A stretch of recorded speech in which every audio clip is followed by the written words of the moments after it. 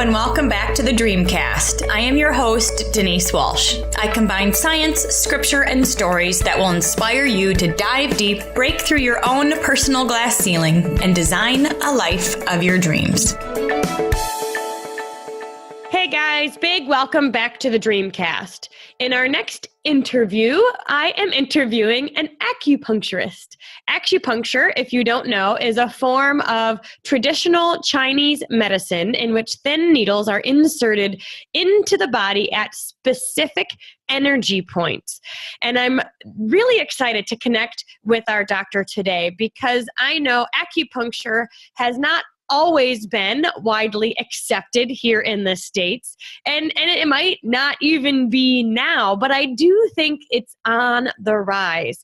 And our next guest not only fell in love with this type of treatment years ago, but then started her own clinic in which she's been able to serve and teach the world more about this practice. So please welcome Dr. Ashley Heintz.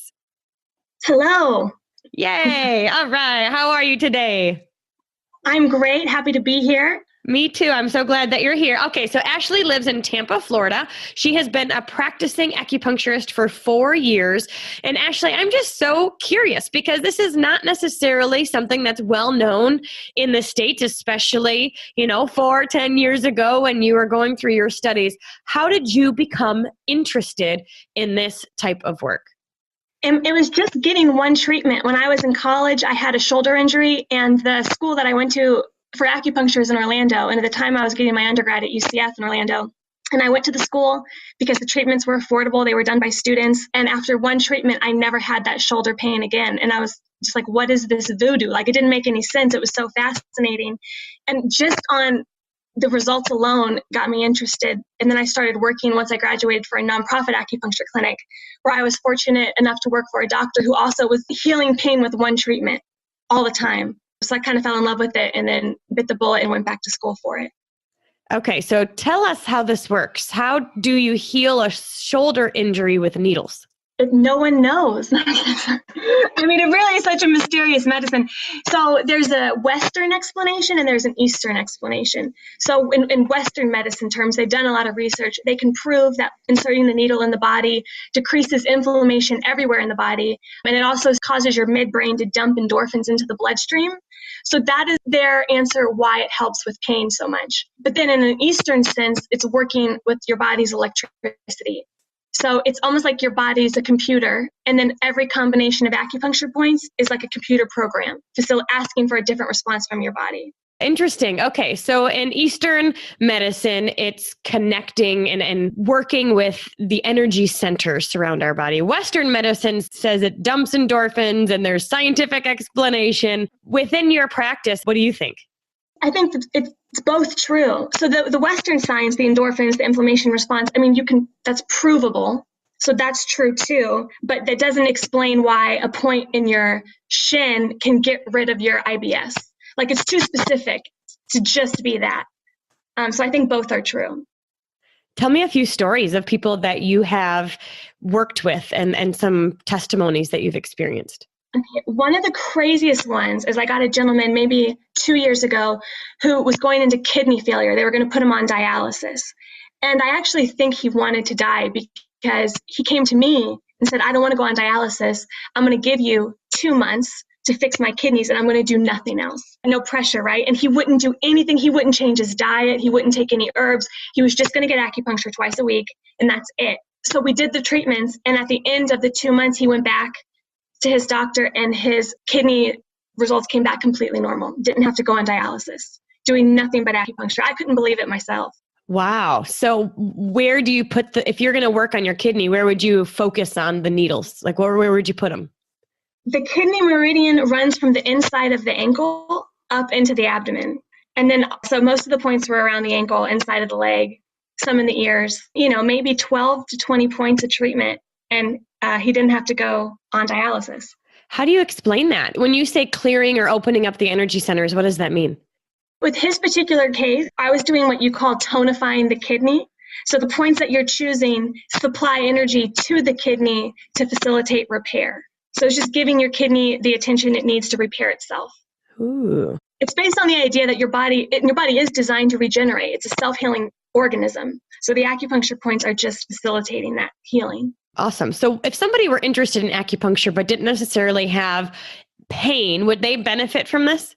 Yes, but it's not as cool, for me at least. When people come in and they're like, I don't have anything wrong, I just want to see what this is like, I'm always disappointed because it means so much more if you actually get a benefit or something happens. But so without it, I mean, you'll feel relaxed. Usually nobody is in perfect health, so they should see a benefit somewhere. For instance, when I was in school, I went to get a treatment and the doctor told me I had a bunch of phlegm in my lungs. And I said, no, I don't.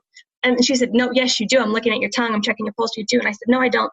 She did the treatment. I left. I got in my car. This is really disgusting. But I coughed up like a tennis ball sized ball of phlegm from that I didn't even know I had. So something like that's always possible, sexy as it is. Interesting. So I just recently went to my first acupuncture appointment, and I was one of those normal people that I don't have any noticeable symptoms, but I was like, I want to just be overall healthy, and I want my energy centers to be unblocked, and I want to be optimal, right? And he put needles all over in all of these different spaces. It didn't hurt at all. And then I laid there for 20, 30 minutes. And when he was putting the needles in, he would say something like, oh, is this a little tender? And he would press on a spot. And the spots he was asking about, yeah, like in my foot or just in my ankle or my leg, they were a little tender in that specific spot. Can you tell me a bit more about what he was noticing throughout that? Yes, we're taught to read a person's eyes, their ears, their tongue, their skin, and then everything that you say is a cue to what points that we might need to use. So there's the intake process where we're asking questions, like, are you regular? How's your sleep? How's your energy? How's your memory? But then also you're picking up on stuff like, for instance, if somebody's a mother coming in and they're like a helicopter mom, or they're expressing like a lot of anxiety about their children, then that's going to manifest as tender points along the spleen meridian, which is kind of on the inside of the calf, and it goes up the leg. If somebody is presenting possibly with anger issues, then you're going to know there's going to be tender points along the liver meridian. So that's a really cool part, is that there's an emotional tie as well. Or even sometimes you can find a tender point and then you might ask, oh, did your father spank you as a kid? And it seems so crazy, but it's textbook to follow up with these questions after finding certain symptoms. And what does the tender spot mean? The tender spot would be like a block in the meridian or a deficiency in the meridian. Like it's weak or there's excess, it's a block. Okay. So we're always in perfect balance, homeostasis. Okay, so the tender spot, putting the needle in that specific spot helps to balance that meridian out. Yes. Okay, so tell me about the emotional connection that you just mentioned. Most acupuncturists won't say it, but it is textbook that all pathology specifically comes to an emotional reason. Obviously, if you get hit by a car or something, that's different. But if it's some kind of illness that comes up, it's coming from something that could have happened in your childhood or recently.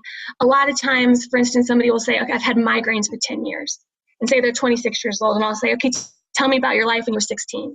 Was there any big changes? Did you go through a big move? Did you have a bad breakup? Did you get sick? And this has just happened this week. This is why I'm using it. And they're like, oh, well, my parents got divorced at 16. And tell me about that. And so you kind of can find the pattern of where the disease started. And that just helps choose the best points for that client. When you balance the meridians out based on those emotions, how does that impact? Their headaches went away, and then did they emotionally feel better? So usually the first treatment, it brings all the emotions to the surface and they kind of relive the trauma, just like you would in therapy. And then the next day is usually when it starts to clear. So normally for pain, during the course of the treatment, the pain will subside, but somebody might leave the office feeling a little bit depressed because it kind of stirred up all those old emotions because you have to bring them up to get them out. I had a woman, she came in with this pain in her stomach that she had had for years, and no doctor could figure out what it was. It was idiopathic. She had x-rays, MRIs. No one knew what it was. I asked her when the pain started. It started during her own divorce. So I did a protocol, and I told her, I said, listen, tonight you're going to have dreams about your ex-husband. And they're going to be painful dreams, but tomorrow your stomach pain is going to be gone. And that's exactly what happened. And she was so freaked out. She actually accused me of being a witch and went to a church and she was terrified because it happened. And then eventually she came back and she got more educated about it. But again, that was all textbook. I was doing what I was trained It's fascinating. That is fascinating. Very cool. Tell me one or two other stories. Crazy ones. That was one of my favorite ones because I was kind of flattered that she thought I was magical. She calls you a witch and you're like, well, thank you. I'm like, I'm a good witch. How about that? Another cool one is for insomnia. I had a patient who was wearing a Fitbit, and she noticed after every acupuncture treatment, she was getting an extra 90 minutes of sleep. So by 4 treatments, she was getting a full night's sleep. That's all it took. And she kind of had a chart to show exactly the increase over time on the days that she got treatment. Wow. So you can go to acupuncture for a lot of different reasons. Oh, anything. Yes. Wow. Very cool. All right, go ahead. One more. Okay, probably an exciting one sometimes is when you get a lot of weight loss. That always makes people happy. If weight loss is hormonal, usually acupuncture helps a lot. But I had a young girl lose 20 pounds in a month doing nothing but acupuncture. And that's going to be, and also, if stress is a big reason why people are holding on to weight, then just having that moment of homeostasis, decreasing cortisol levels is going to have an effect. But that's always, people like to hear that. Ooh, yeah. So let's say somebody gets a treatment, or even for me, when I was like, I just want to be optimal. Does that homeostasis last, or how often would you want to continue to go back to maintain balance? So that depends on the patient's lifestyle. If somebody is living recklessly, like doesn't have the best diet or stress habits or sleep patterns, then the homeostasis is going to last, a day or two. But if you go back to your life and you're doing everything to try to help yourself, then obviously you'll get more length out of it. How often do you get acupuncture yourself? So have been my own doctor for like 13 years. So I probably only do it once a month, or just like yesterday my foot hurt, so I put a needle in my hand and it got rid of the pain right away. So just little stuff like that. I need to go lay down and actually get a full treatment. That's fun. You can be like, oh, I don't want to feel that anymore. Poke. It is pretty nice. That's fun. Okay, so I have one more question because I'm on your website. If you go to ashleyheintz.com and then also your Facebook page, Dr. Ashley Heintz, you've got tons of information on how acupuncture works, what the different meridians are. And then I also see a picture of cupping. And if you don't know what cupping is, in the picture, you'll be able to describe it more than me. But in the picture, it looks like just little, glass bulbs that you suction cup into on people's bodies. And I've seen this closer to the Olympics. I saw the swimmers have like red circles on their chest and things from possible cupping before they went out onto their swim. So why would somebody want to do this? What is this? It's most popular for muscle pain. It's meant to treat a lot more than that. The reason the Olympians were doing it is so they weren't sore. If they were competing every day, the soreness you feel from the lactic acid buildup, the cupping alleviates that almost instantaneously. So when they were competing the next day, they weren't being hindered from being sore from the day before. But it's basically just a manipulation of blood. So if you've got, say, back pain, which most people have at some point in their life, it's either because the muscle has become ischemic, there's no blood in the muscle tissue. So lifting, the cup is like a vacuum. So picking the muscle up into the cup, pulling the blood into the muscle allows the muscle to soften. The other reason, if you see people who have like black or blue, really dark marks, that's when there's injury to the muscle tissue. So that's when there was muscle tear, all the blood fled into the muscle and then it didn't move. It got stuck in there. So now you have old stagnant blood sitting in the muscle. So no fresh blood can come in and repair. So you're lifting up the old blood so it will circulate and new blood can come in. Wow. So cupping is basically increasing circulation, especially in areas that need it most.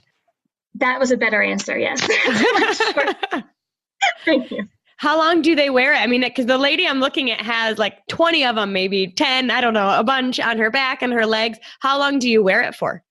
You just lay there for 20 minutes? It depends. So I'm watching. So when I put the cups on, if it comes up black or blue right away, then I take the cup off. And then the most it'll stay on is, 10 to 12 minutes tops. But then I'll keep moving the cups all around the body, kind of looking for the dark spots. So usually they're on my table for 30 minutes. Ooh, and how do they feel after something like this?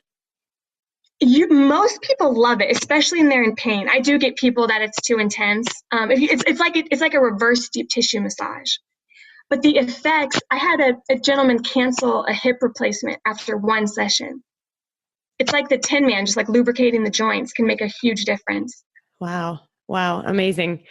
Okay. So you told us some crazy stories. You've told us a bit about how the needles work and the points work and cupping.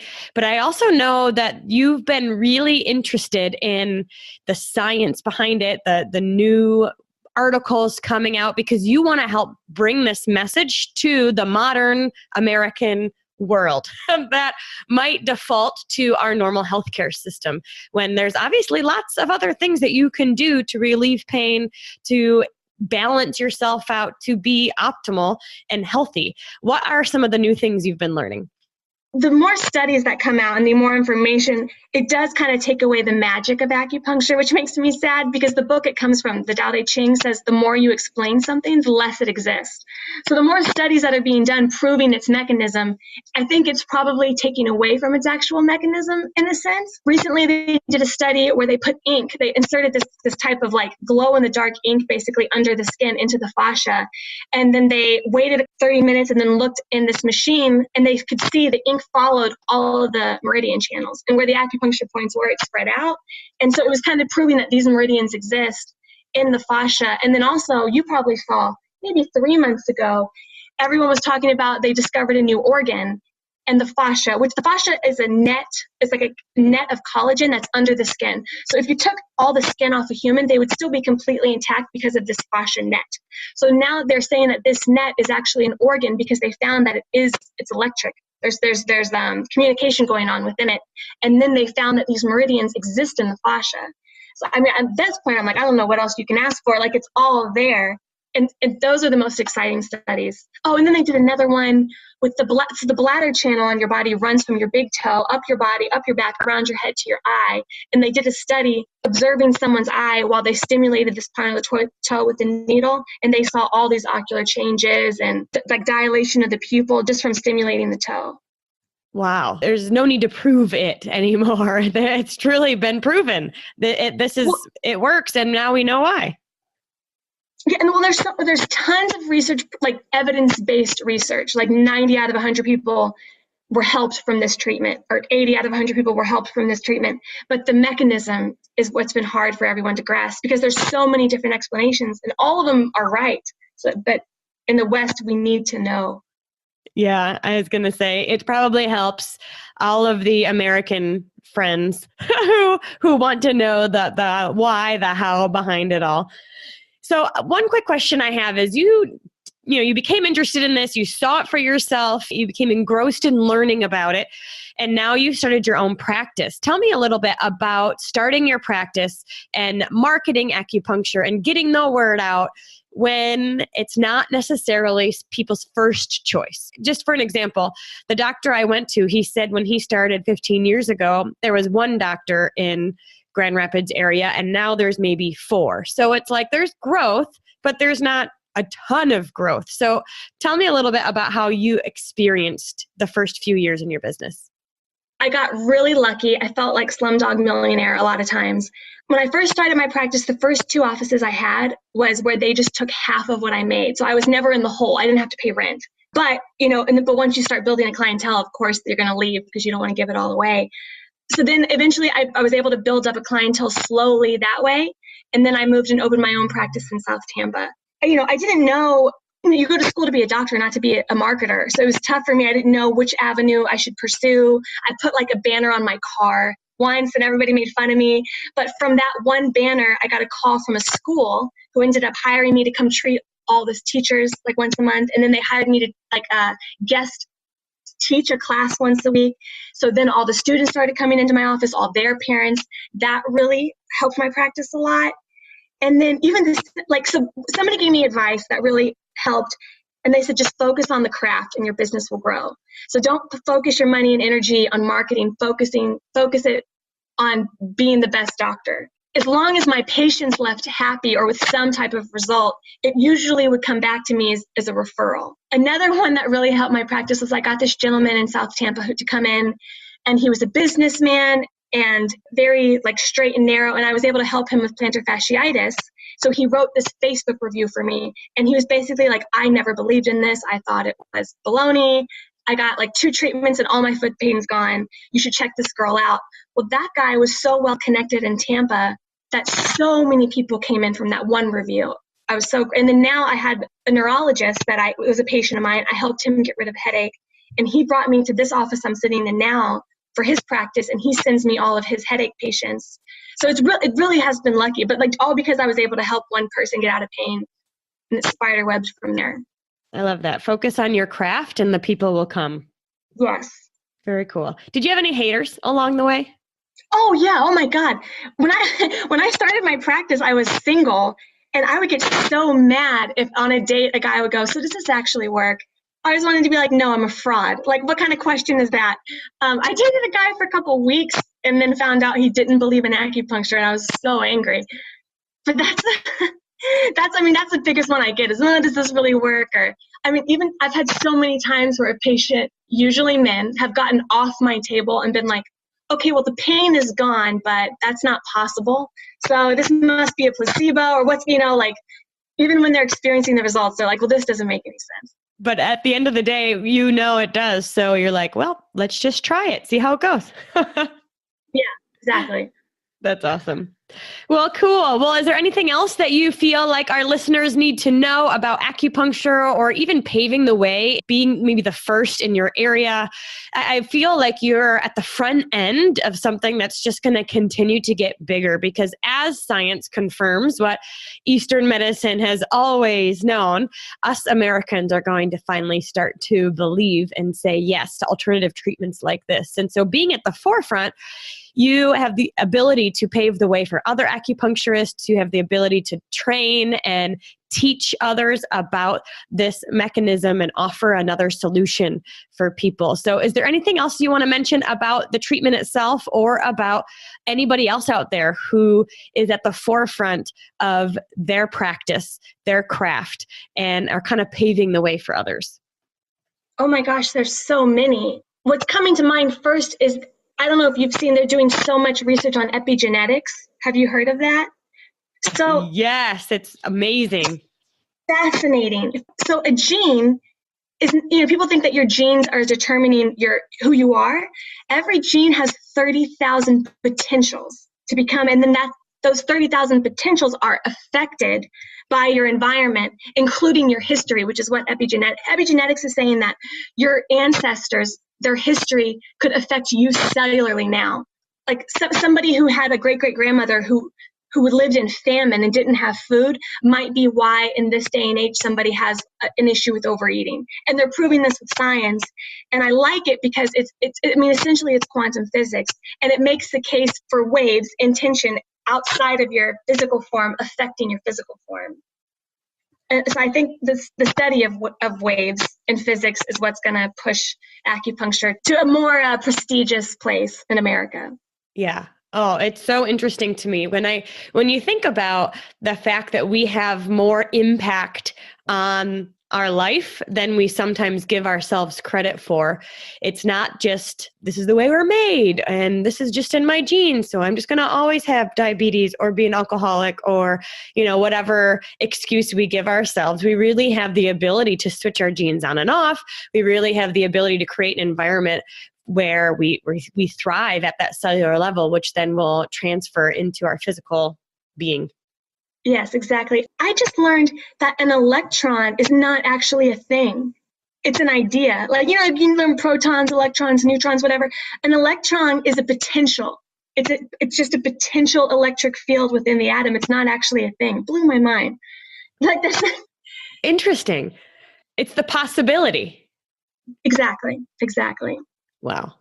Very cool. Anything else that's stirring within you?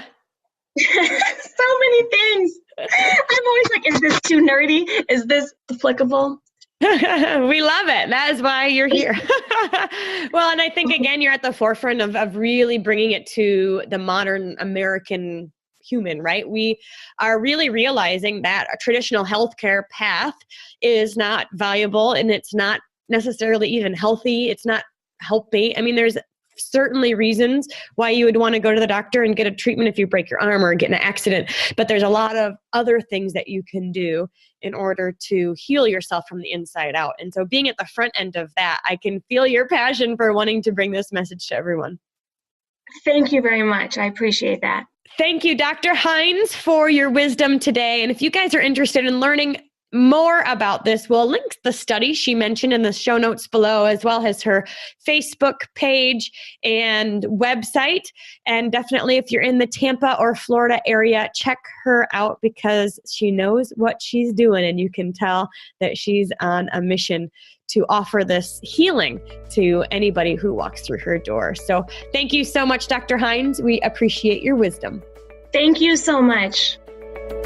Thank you so much for listening today. Head over to denisewalsh.com. Enter your email to subscribe to our list, and I will be sending out an early bird special coupon. 50% off, in fact, of the Dream Life Workbook when it is launched in just a few months. So if you want to have first dibs, let's get your name on that list. Thanks again. I so appreciate you. And remember to dream big.